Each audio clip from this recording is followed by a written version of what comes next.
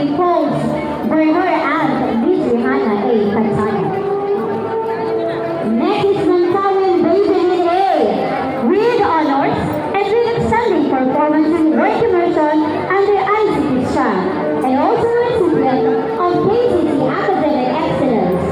The medals were being posed by her parents.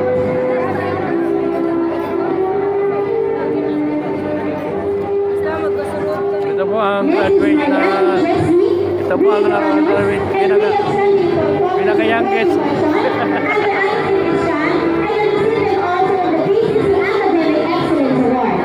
The medals were being posed by Our graduation this afternoon, April 15, 2025. Ito po yung mga graduates namin.